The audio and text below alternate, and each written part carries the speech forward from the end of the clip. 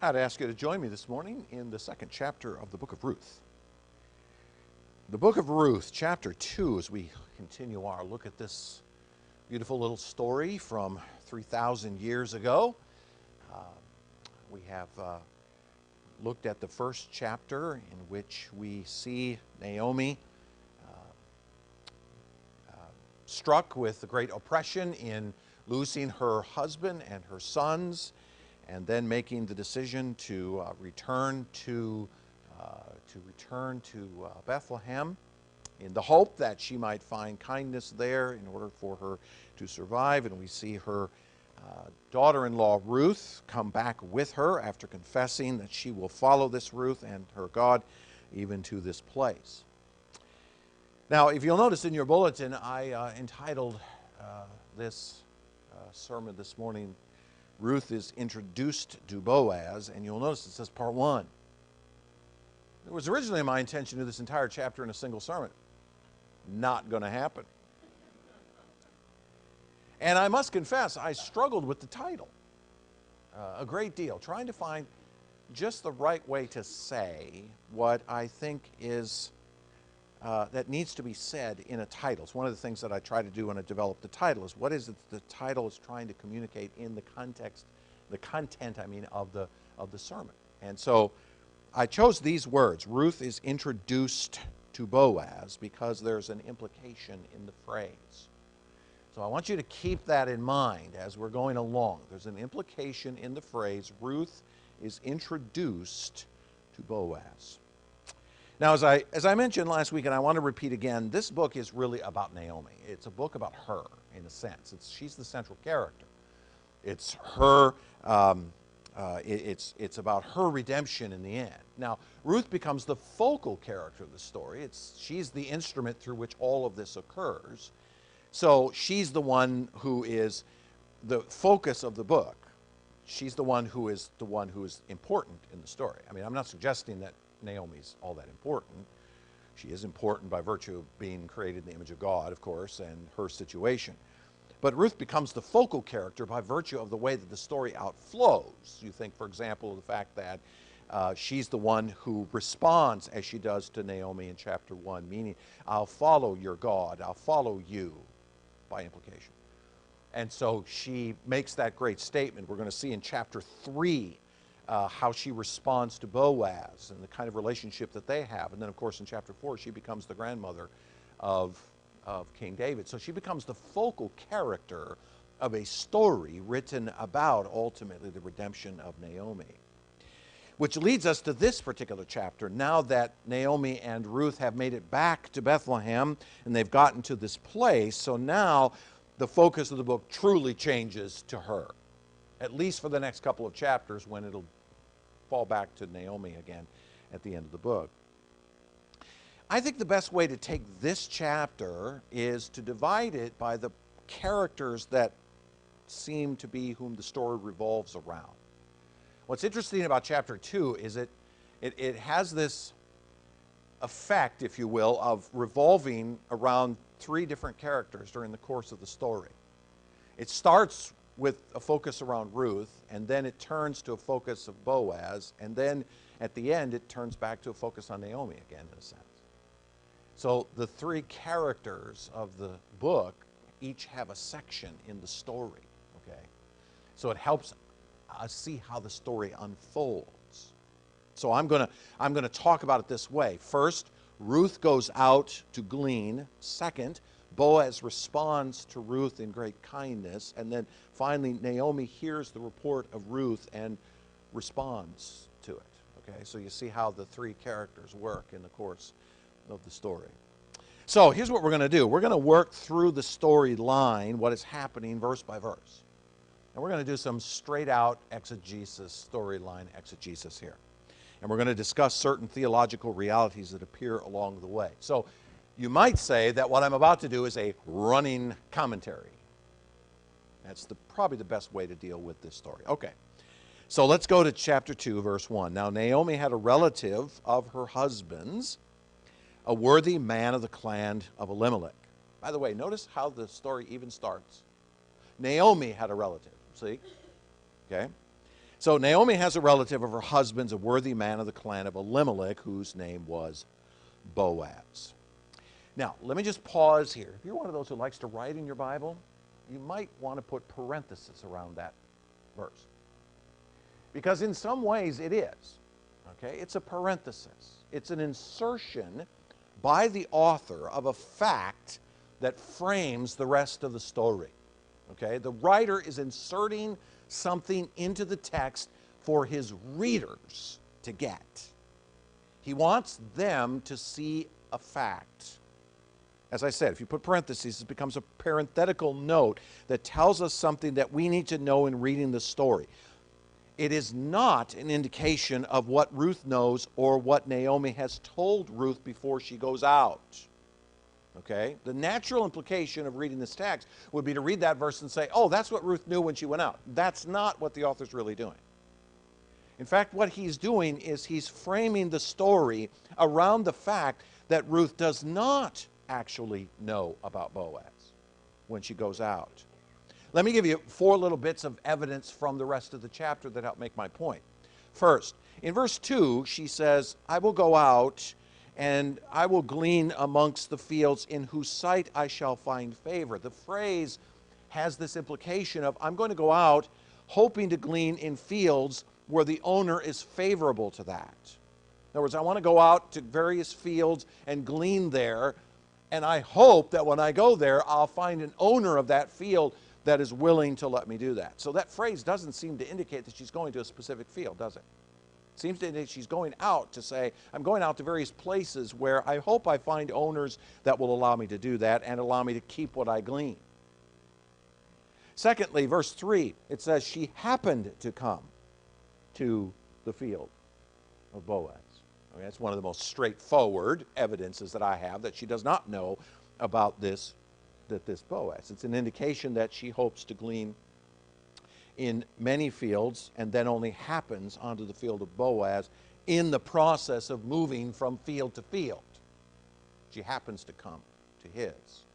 In verse 19, if you go down to the end of the chapter, Naomi asks a very interesting question when she gets back. Where did you go glean today? If in fact Ruth had been sent to a specific field for a specific purpose, there'd be no reason to ask that question. Naomi would already know. So it seems to indicate that Ruth was not sent specifically to the fields of Boaz, nor to him in particular. And then finally in verse 20, when Naomi says, oh, that man is a close relative of ours, sounds like an exclamation of discovery, as though she's discovered. Oh, yes, yes, I remember him. Oh, yeah, he's one of our relatives. That Ruth had happened upon someone that only now reminds Naomi of her relative. Okay, so I put all that together, and here's the conclusion I come to. Verse 1 is simply telling us something as readers. It is not to be read into the mind of Ruth as going out, but rather something we need to know. And I think what it does is it tells us 2 things specifically. The writer wants us as readers to step back and consider this man in 2 ways. Number 1, that he is in fact related to Elimelech. Okay, that's the obvious one, right? There was a man, Naomi had a relative of her husband's, a worthy man of the clan of Elimelech. So the very first thing is that this man Boaz, according to the writer, is that this man is related to Naomi, more specifically related to his surviving spouse. She's the surviving spouse, I should say. He is a relative. Now, what we're not told as you go through the rest of the story is exactly what kind of relative he was. When you read the rest of the story, you don't really ever learn exactly what is the relationship that Elimelech had to, that Boaz had to Elimelech. Possibilities would include such things as he's an uncle, or he's a cousin, or he is someone close in the clan.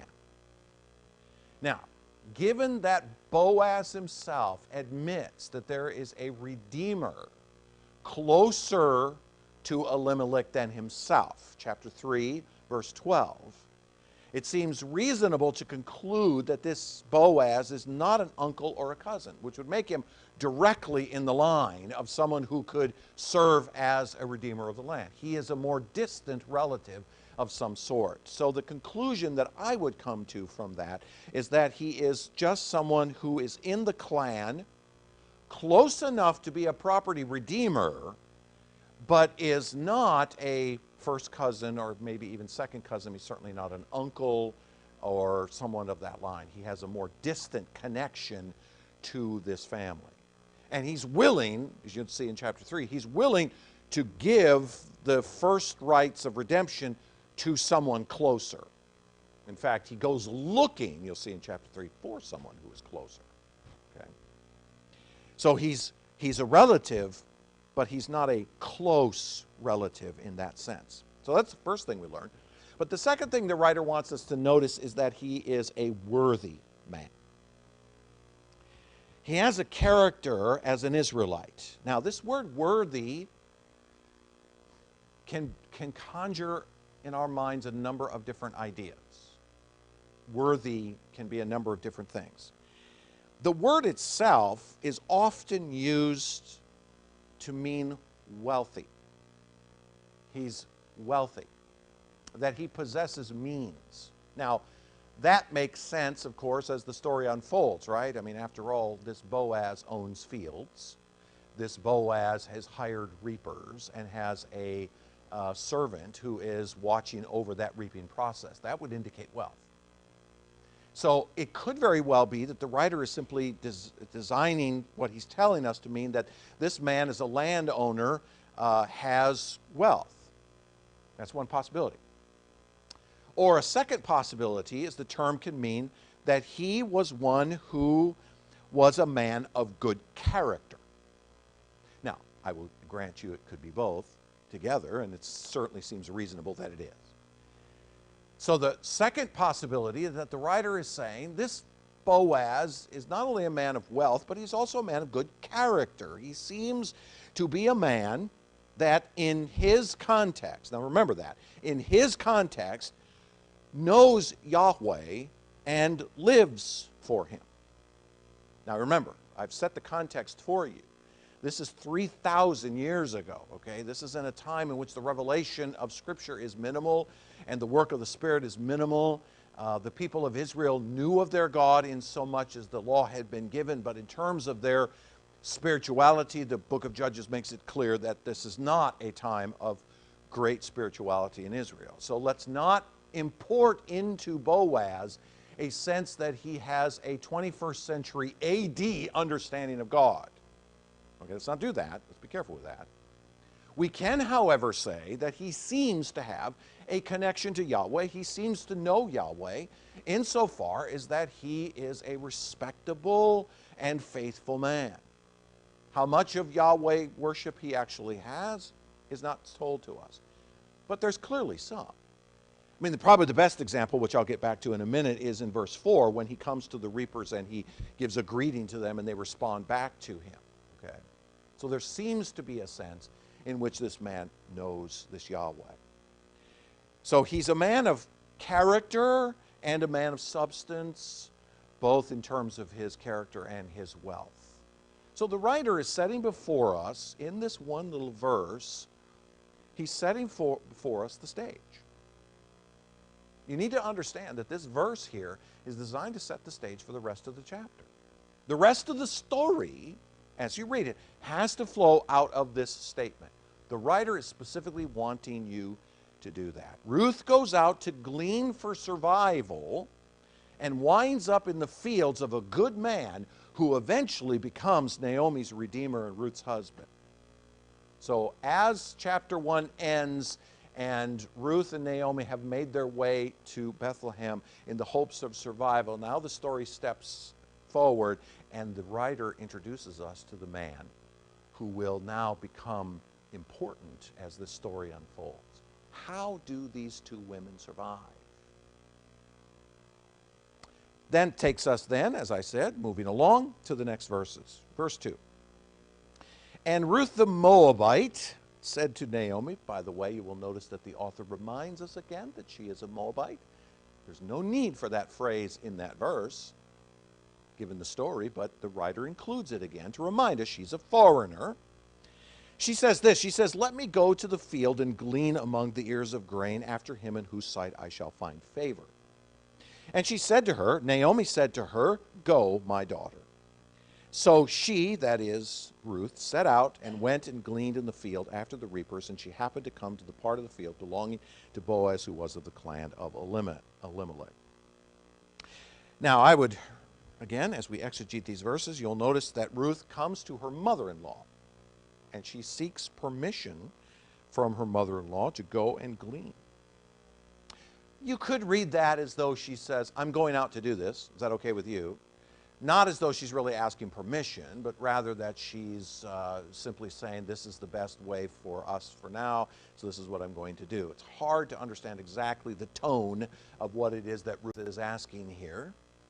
But being newly arrived from Moab at the time of the harvest, remember they came back at the time of the harvest, chapter 1, verse 22, they would not have with them any food stores from which to draw, and probably very little money to purchase food. Now remember, this is not a time in which there's a Piggly Wiggly on the corner. Okay? This is the time in which you lived off of whatever you stored away during the course of the harvest for the rest of the year, or what you were able to purchase by virtue of having the funds to do so from others in Israel. This is a 3,000-year-old agrarian society, and we have to think like that. As Naomi and Ruth make it back to Bethlehem, they're not carting along with them several bags of silver and a bunch of grain that they'll be able to survive with. The reason they're coming back in the first place, as you remember, is because they're in a dire situation. They need to come back and find the help of others in order to survive. And so Ruth recognizes this is the way to go. Now, one other observation that I had of this text, and I wonder if you've noticed it. Ruth asks for permission to go and glean, but it never says that Naomi does. You see that? It never points out that Naomi went out and gleaned in the fields. Now let's do a little speculation, shall we? Okay? If you want to put parentheses around something, this would be a good time to do it. Is it possible that Naomi didn't go out to glean either because she was too old to do so? That's a possibility. Or she didn't go out simply because there was a sense of pride in her. I'm not going out there and doing that work. That's for others to do. I'm not going to do that. Or another possibility is maybe, given the way that she responds in chapter 1 to the people, remember how she, what's the word I use? Whined about her situation in the previous chapter, that she might just be sitting at home going, I just want somebody else to take care of me. Now, I'll leave that to you to decide which one of those is really true. There's a fourth possibility, and I'll grant you it, and that's the possibility that the writer doesn't tell us that Naomi goes out to glean, that maybe she does. That's certainly a possibility. But nonetheless, we don't really know what the issue is. What we do know is that Ruth comes to her mother-in-law and says, I'm asking to go out, and she gets permission to go. And she goes out to glean in the fields. Gleaning is the process of cleaning a field after it has been harvested of any grain left behind. Gleaning is the process of going into a field that has been harvested and collecting whatever you can find that has been left behind by the harvesters. Several years back when we were living in Kansas, I was driving a truck for one of the local farmers who was harvesting his corn crop. And so he would fill the truck and I would run to the elevator and dump it while he filled the second truck. So when I got back, there'd be a truck loaded and I'd take it back to the it was hard work. But there was a particular time when I had some time, and I remember walking around in the field after the harvest, and you could find a great deal of the grain left behind. You work with mechanical harvesters. They will leave a great deal of grain behind. I say a great deal in the sense, it's not thousands of bushels, but enough that you could pick it up and turn it into a few bushels of the material. They would leave behind either whole stalks of corn where the ears are still on them, or the ears would fall off before they got into the combine, so they'd be laying on the ground, Or when the corn is being transferred from the combine into the grain truck, some would spill out the side onto the ground, and so there'd be a pile of corn there. So what gleaning was in that day, we don't do it anymore because it's just not profitable, but in those days, people would go out to the field after the harvesters had been through. They had manually picked the field, and they would go and they would pick up whatever was left behind.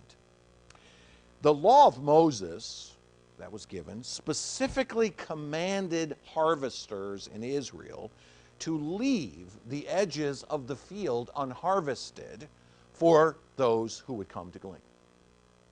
Leviticus chapter 19, verses 9 and 10, again in 23:22, and Deuteronomy 24:19 repeats this command. They were to leave them behind. And specifically, it's noted when those laws are given that this was for the poor, the sojourner, the widow, or the orphan. Now, Ruth qualifies in three of those. She's poor, she's a sojourner, and she is a widow.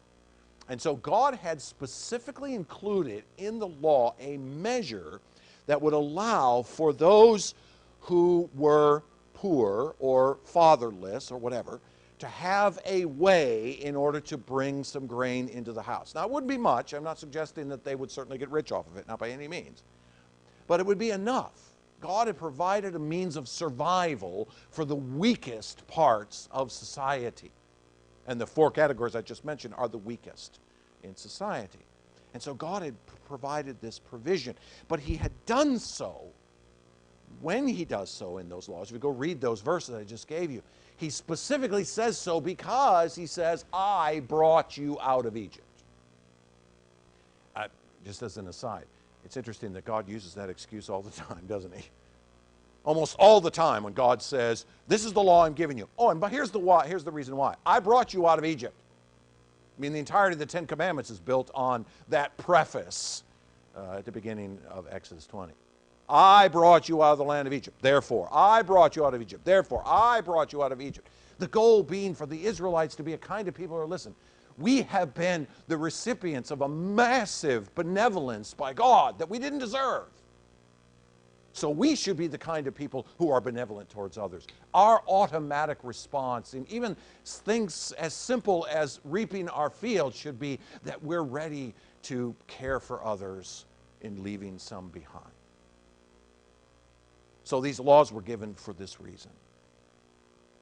Now let me note something else for you too, historically at this time. You know, today, if you drive through Kansas, 460 miles across the state on Interstate 70, all you see is fields. It's as flat as a pancake and covered with wheat or corn or soybeans. The fields are huge. In fact, there are some farmers, even in Phillips County where we were living, that had to hire custom cutters to come from other states to cut their fields because the fields were simply too big for them to do it on their own. It would be much faster for them to hire a group of roaming combines to come, and you would see them come into the county. They would drive in from the south usually, coming up from Oklahoma. They had finished down there because the harvest starts earlier in Oklahoma. So they would come into Phillips County. They would come and cut these fields, and they would run these combines through, and in a few days they would cut tens of thousands of acres in the county. That wasn't the case here, all right? If you look closely at the first two chapters of the book of Judges, you discover that in those days, the Israelites were confined to the hill country. The hill country is a spinal column that runs through the center, north and south, through the center of Palestine. And the Israelites were confined to the hill country, which means that their fields would be very small. Even today, if you go to Israel and go to the hill country, you'll see fields built into the sides of the hills, but each one is not very deep. There's not much to it because there's simply not enough arable land in that particular space. It's only when you get down into the Mediterranean basin and you get down to the plains going towards the sea that you start finding the rich farmland of that territory. So Ruth is not going to 1,000-acre fields and gleaning. She's going to small little spaces where she's going to collect some, but not a great deal. In fact, you'll notice that later, later in this same chapter that Boaz will give the reaper some specific instructions about leaving some behind for her because of the fact that there would be so little, even if he left the edges unreaped for her. So we're not talking about a massive amount of stuff. And additionally, since it's harvest time, Ruth would have been competing with others doing the same. She wouldn't be the only one in the fields gleaning. There would be other poor widows, potentially, in those fields doing the same thing. And so they'd all be fighting, if you will, over whatever was left behind. Now, why do I bring all that up? Because this would be difficult, back-breaking work that would yield little. This is not going to produce a tremendous amount of this. The poor do not get rich gleaning fields, trust me. It would be very difficult work. In fact, if you look down at verses 15 and 16, Boaz, as I said a moment ago, says, "Let her glean among the sheaves and do not reproach her, and also pull out some from the bundles for her and leave it for her to glean." In other words, actually go ahead when you're reaping some and take some and just throw it there and let her come and get it. But here's what I want you to think about that. It reveals something about the character of this woman. It reveals something about the character of this woman. Her devotion to her mother-in-law, to work as such, is a great juxtaposition to the response of Naomi to her circumstance. Here's what I want you to notice as you cross from chapter 1 to chapter 2. In chapter 1, you have a woman who comes back to Bethlehem. She comes back to a place where she's hoping for help. And her response is, "Oh, woe is me. I'm so pathetic. The Lord has done all this to me. He has made my life miserable. He's made my life horrible. I've got nothing." But here's this young girl. What does she do? She gets up. She says, "You know what? It may not result in much, but my devotion to you is such that I'll go out and I'll glean. I'll go out and I'll pick up individual grains of barley from the ground and put it in a basket just so that I might find enough for us to survive." That, I think, is a tremendous picture of devotion. A tremendous picture of devotion. This girl is devoted to this woman. And we could argue, by extension, to her God as well. But I think mostly to Naomi and to her circumstances. Now again, as the story flows, this sets for us the backdrop of what happens next. Okay? The writer is an excellent storyteller. He's giving to us each piece of it in ever-flowing layers so we don't miss something. And we, reading this thing 3,000 years later, need to put ourselves in the world that Ruth is living in order to really get what the writer's trying to say to us. Now go to verse 4. Let me read through verse 7. "And behold, Boaz came from Bethlehem. And he said to the reapers, 'The Lord be with you.' And they answered, 'The Lord bless you.' Then Boaz said to his young man who was in charge of the reapers, 'Whose young woman is this?' And the servant who was in charge of the reapers answered, 'She is the young Moabite woman who came back with Naomi from the country of Moab.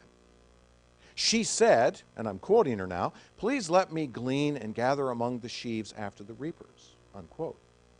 So she came, and she has continued from early morning until now, except for a short rest. And you will notice, by the way, that the end of verse 7 is the end of the quote of the servant. Okay, so everything from the middle of verse 6 down to the end of verse 7 is the words of the servant.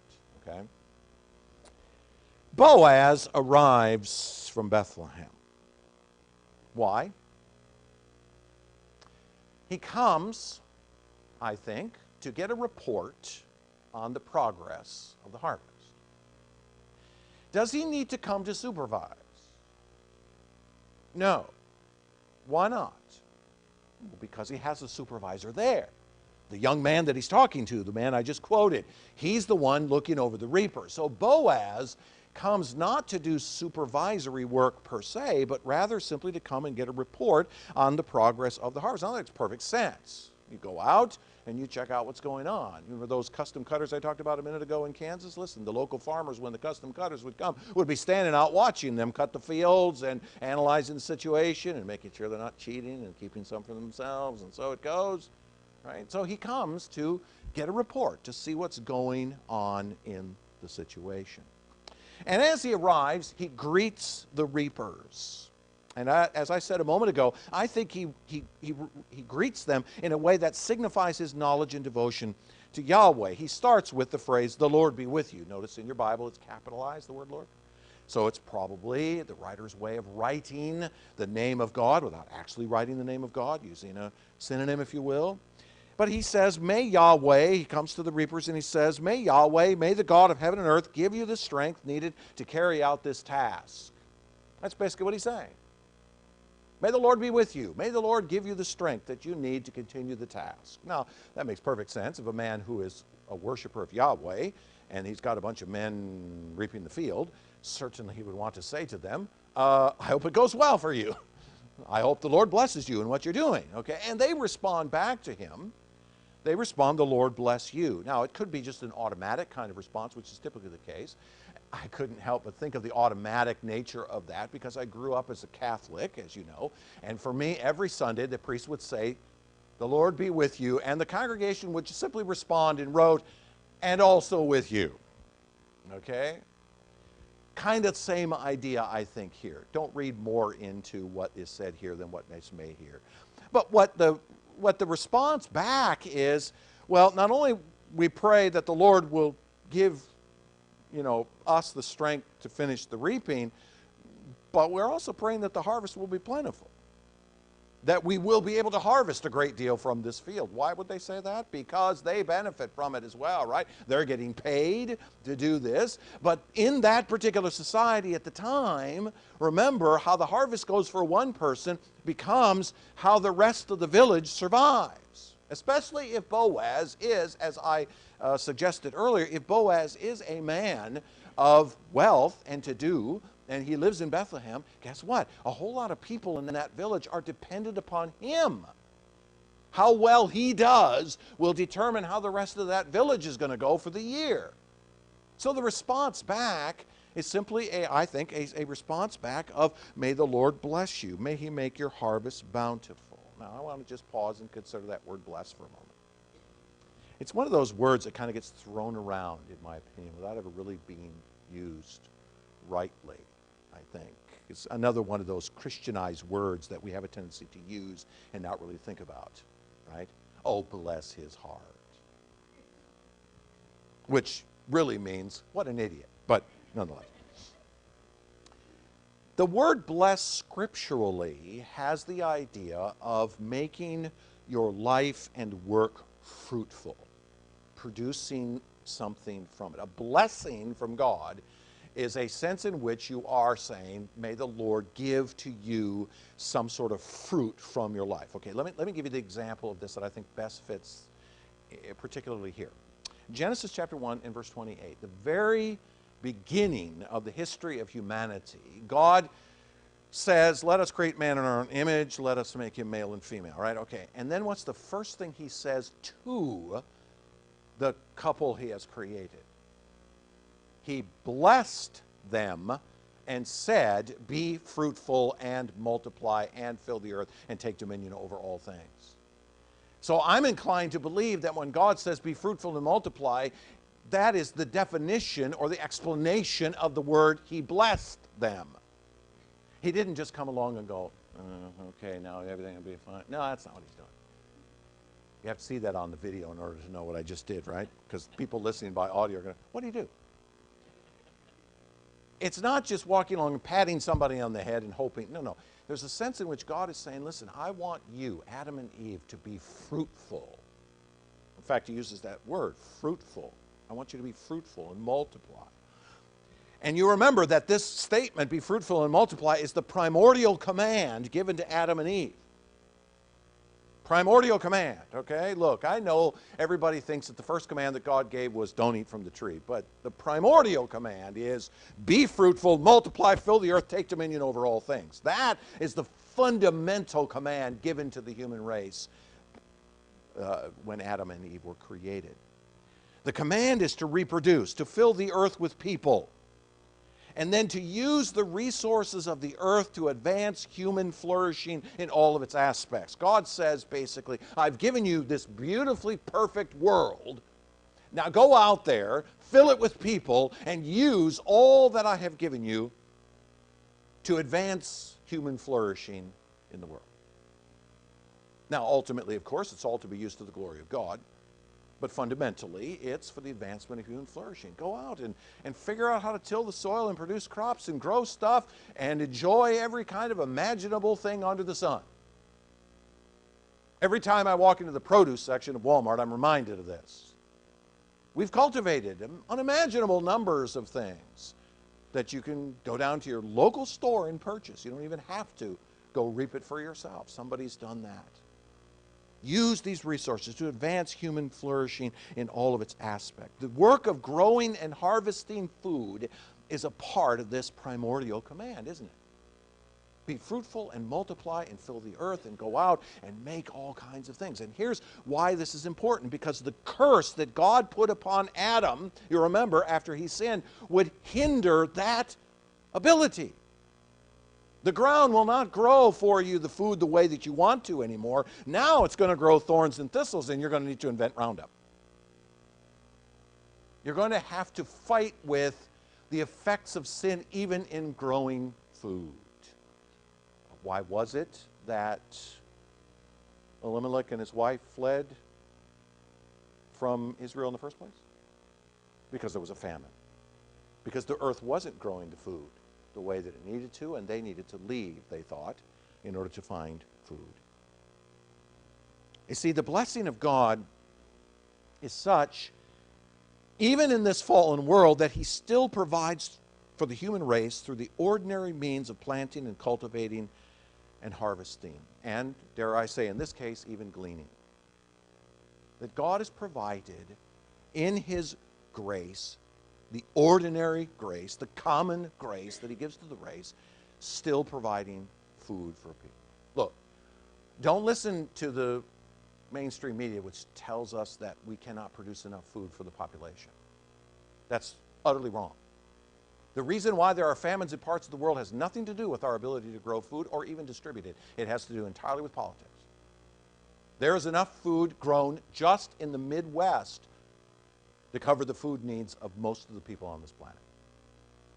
The bottom line is that we have been very successful in cultivating this world and growing food. Sin has had its part in making that difficult in this world, but nonetheless, God has provided for us through the ordinary means of planting and cultivating and harvesting. And I would say this is the reason why Jesus himself includes in his great prayer, what we call the Lord's Prayer, but really rather the disciples' prayer, this phrase, give us this day our daily bread. We pray that God would, by virtue of his mercies, give to us what we need. Give to us what we need. We rely upon the grace of God in providing even our basic necessities. How often do we forget that? How often do I forget that? How often do I think that all the stuff hanging in my closet or all the food in the pantry is just, it's just there? No, it is a gift given to us by the grace of God, part of the very primordial command given to Adam and Eve upon this earth. Now, I am convinced that this little phrase, the Lord be with you and also with you, is a bit of foreshadowing. It's a bit of foreshadowing. The fruitfulness of Boaz will be God bringing through him a child of destiny. May the Lord bless you. Now hold that thought for like 8-10 weeks from now when we finally get to chapter 4.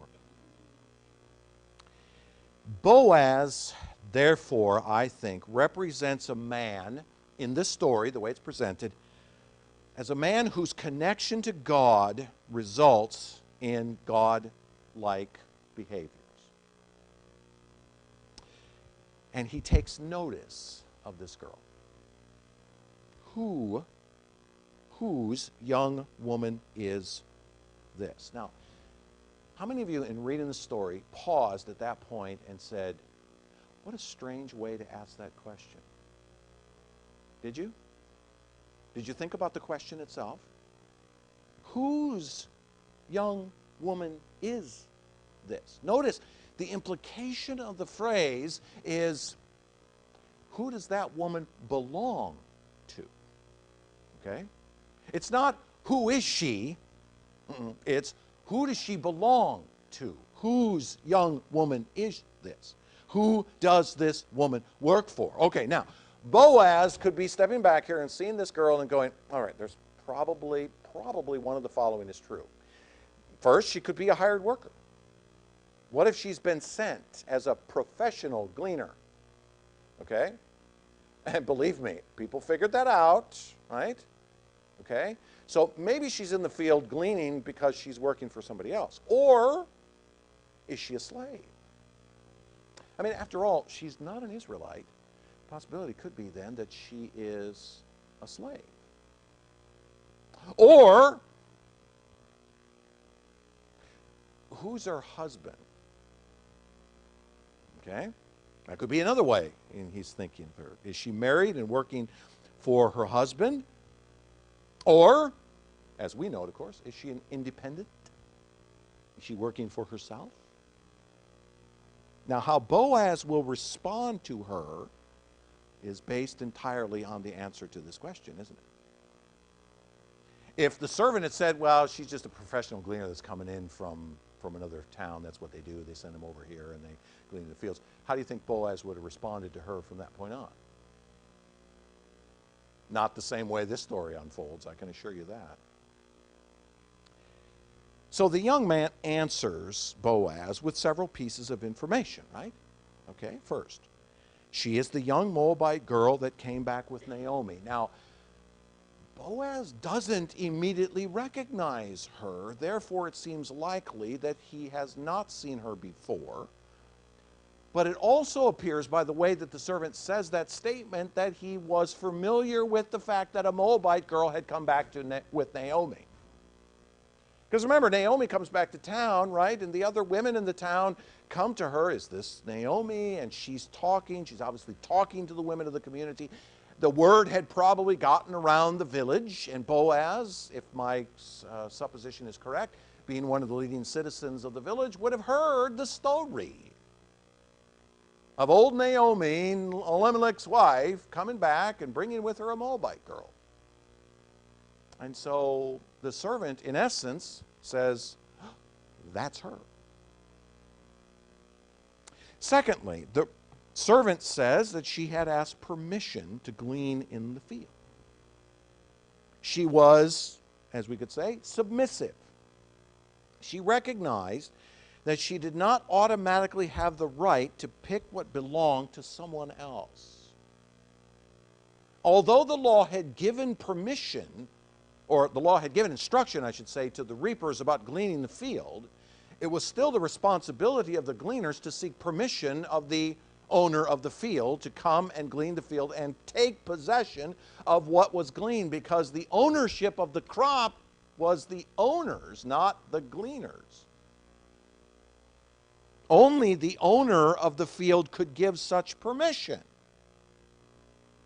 Now, the implication, as I read the text, is that the supervisor had granted it, meaning that when she showed up in the morning, the servant had said, yeah, okay, go ahead, and was now justifying his permission to Boaz. Okay, that's one possibility. But there is another. And some interpreters see something else here. The word that's used for continued in verse 7. So she came and has continued from early morning. That word can literally be translated as standing. The Hebrew word here, amad, can literally be translated standing, which could mean, another possibility, is that she came to this field, the owner's not there, and so she stood there waiting for him for the whole day until he showed up. Which could explain the reason why he says what he says then later when she is given permission by Boaz. So some have interpreted it as, well, she's been doing this work, and that she got permission from the servant, or that she's still waiting for such permission, which Boaz grants in verse 8. So we learn from the servant that this is the young Moabite, or I should say Boaz learns from the servant this is the young Moabite girl, that she had asked permission to glean in the field. I'll leave it up to you as to how you want to interpret how that works out. But if the word she has been continuing from early morning until now, except for a short rest, could very well be that she was in fact had been working, and if that's the case, which I'm more inclined to believe, she had worked tirelessly in the field with only a short rest. By the way, the phrase a short rest is difficult to translate in Hebrew. I'm not really sure what it means, because it literally means a little house. So it's almost as though it's like she had been working continuously except for a little house. What? So most translations probably interpret that as a short rest of some sort. She had taken a brief break at some point in the middle of the day, but she was still working. And by the way, the translation is based on the way that the Greek is translated in the Septuagint. So it's a 2,000-year-old interpretation, so I'm going to think it's right. No matter how you cut the puzzle, whether she's cut the pie, you don't cut puzzles, they're already cut for you. No matter how you cut the pie, whether Ruth, whoever, man, I'm really confused now.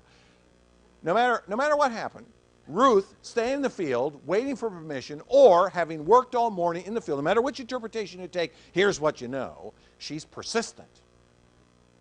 She's persistent. She's not only gone to the fields looking for the opportunity to glean because she has a devotion to her mother-in-law, but she's persisting in it. Now, you know what I'm going to ask here, or you better. If you haven't been paying attention to me over the last couple of years, what am I going to ask here? What would be the logical question you should ask? Why would Boaz take notice of this particular girl? When you're reading the Bible text, by the way, you should be thinking those kinds of things. That's the idea of inductive Bible study. You should be asking yourself questions along the way. Wait a minute. Okay, so she takes notice. Why? Why does she take notice of her? Okay, so let's propose some possibilities. Do you think he sees her as a widow in need? Well, first of all, he has to find out from the servant that she's the Moabite girl. He didn't even notice that before he noticed her. So maybe. Or could it be, and I think this is the romantics in you, she's pretty. But you show me the verse that says that. And you can't. Now, certainly he may have been attracted to her because she was young and attractive. And I'll take you to chapter 3, verse 10, where it says, you have made this last kindness greater than the first, in that you've not gone after young men, whether rich or poor, which could seem to imply that this girl was willing to take him, being an old guy, an old bachelor, and she's a young, attractive girl. That could be the implication of the phrase, but you got to stretch it to get there. So maybe he sees her because she's attractive. Or was it because he sensed in her, he looked across the field, he sees this girl, hardworking, persisted, clearly a devoted nature in her. She's willing to work. Is that maybe what drew him to her attention? That he looks at her and goes, man, she works hard. She's working hard. Or was he inspired to notice her by the direct hand of the God that he worshiped? Now, which answer do you think I'm going to say? And you're wrong, because I believe it's all four. The only reason I brought up all four of them is because I'm convinced there's an element of all of them in here. The writer has told us that already, hasn't he? Isn't that the whole point of the exegesis I just did down to these verses? Here is a girl who's utterly devoted to Naomi. That's got to show. It shows in the fact she comes and does this hard work, this back-breaking work in the hot sun, gleaning a field, picking, literally going and picking seeds of grain and dropping it in her thing one at a time. How many of you want to do that? Let's go do that this afternoon, shall we? No. But she was willing to do that. And I think, based on his words in chapter 3, that yes, he did find her, in a sense, to be attractive, because he says, you did a great kindness to me in this. So I'm inclined to think that it's all of those things which God used to bring her to his attention. This was not, now let me be clear here, this was not some sort of magical revelation that comes to this man. Now, God can work magically, yes, I realize that, but that's probably not what's going on here. This is more likely God just using these ordinary things of a hard-working girl, young enough to have been married but without children, attractive girl, working hard, clearly devoted to the task that God brings to his attention. Okay? Which is why we're not going to make it past verse 7, because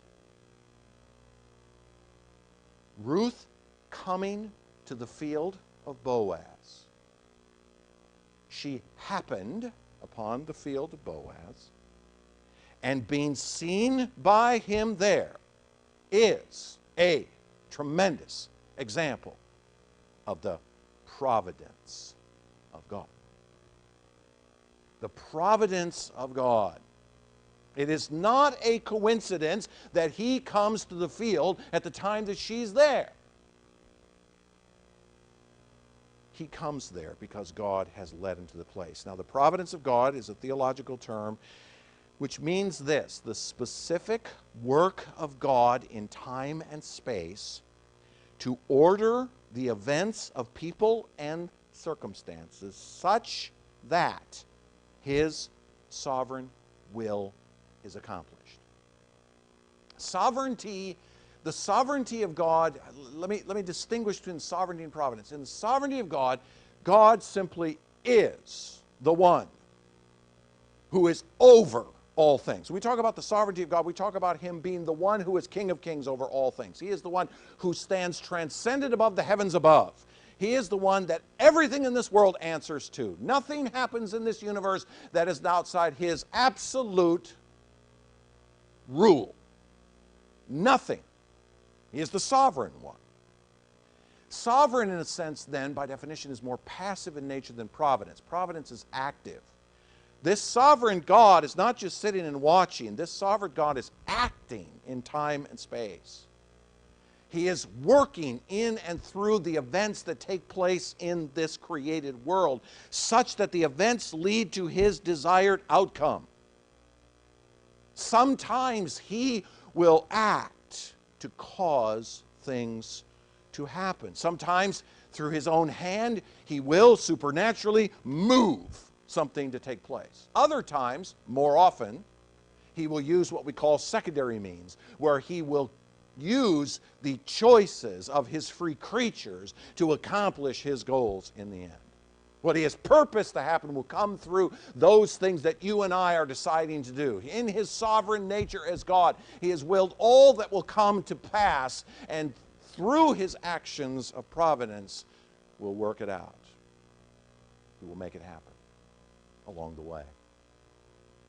He is working in time and space. It is obvious to us, is it not, that the goal is to get Ruth to the place where she becomes the wife of this man, and by him has a child that becomes the grandfather of King David. Is that not the point of the book? Okay, so it must be then that this Boaz, wandering in from Bethlehem to check on what's going on with his reapers, was not just a coincidence, but an action of God to accomplish the end. Thus, in his providence, God causes this Ruth to find her way to the fields of Boaz. Was it accidental that she goes there? Of course not. And in his providence, God causes Boaz to notice her while she is there. This sovereign God allowed this Ruth to make choices along the way. She decided, well, today I'm going to go to this field, then I'm going to go to that one, and then I'm going to go to this one, and then I'm going to go to that one. She made free choices, and yet God had purposed each of those choices to lead her to the place where she would be in that field at that time. And the same thing is true with Boaz. Boaz decided to get up in the morning and go visit his field. Did he have to? No. He had a trusted guy doing the work. He didn't need to go there, but he did. And he shows up, and what does he find in that place? Listen. The providence of God surrounds every aspect of life on earth. The providence of God surrounds every aspect of life on earth, particularly the lives of his elect.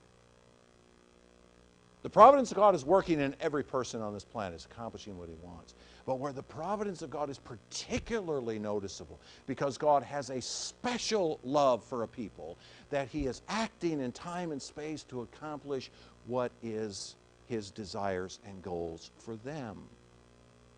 For those who are united to Christ, his Son, God works through every circumstance to bring about his desired ends for that person. Now, how many of you have heard it said from the pulpit of a Baptist church, if you will come to Jesus, God has a wonderful plan for your life? You heard that? Now, here's what they don't say. Well, God has a plan for everybody's life,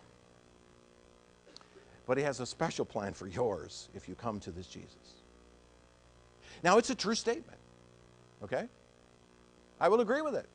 It's a true statement. That is true. God has a wonderful plan for your life. Now, let's be clear, not to interpret that as, well, everything will be wonderful for you when you come to Jesus. Okay. Now, there's too many people that interpret it that way, and there's too many preachers who preach it that way. We were watching one just this morning on TV.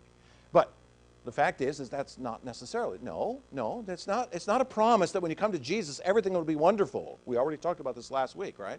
Not everything is going to be roses just because to Jesus. Rather, we can say God has a wonderful plan for your life, and that God intends in his love for you and your love for him to mold every circumstance in your life to accomplish his desired ends for you.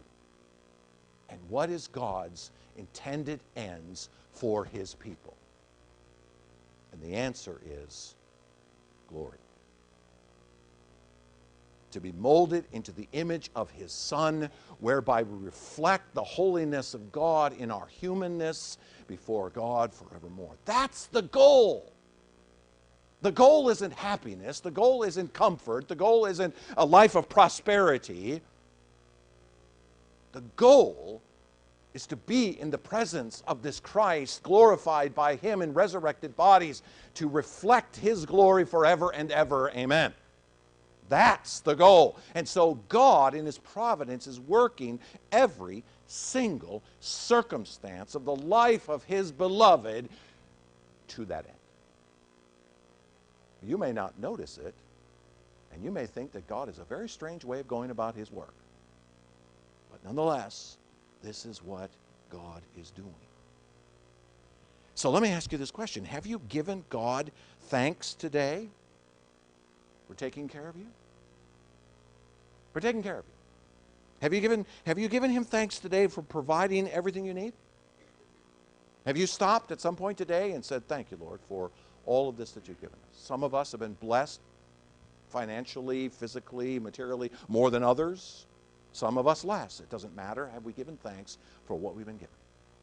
In the providence of God, in working in time and space, he has given you everything. Have you just stopped and said, hey, thank you for that? And have you thanked him for protecting you from danger? I went to Birmingham this week to go to the game at Tuscaloosa yesterday, and I was driving back home, and as I got to about the border of Baldwin County on 65, the road was closed. There was an accident up ahead, and so they detoured us off on some county road that took us around to the next exit.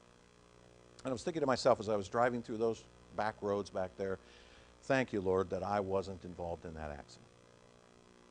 The Lord has protected you from countless numbers of dangers over the course of this last week. You're not even aware of any of them. Maybe stop to give thanks to Him for that. That's why you remember Jesus says in His prayer, and deliver us from evil. Protect us from the evil one as a part of your normal providence of working in this world. Boaz appears in his field on a particular day, and there's this girl. But listen, this is God drawing these two people together in His hand, in His providence, and bringing them together to accomplish His overarching purposes. It's not a coincidence, not an accident. It's the very essence of what God is doing in His world. And we extrapolate out to our own lives that reality for us as well. If we do, that changes our entire perspective of day-to-day life, as it should.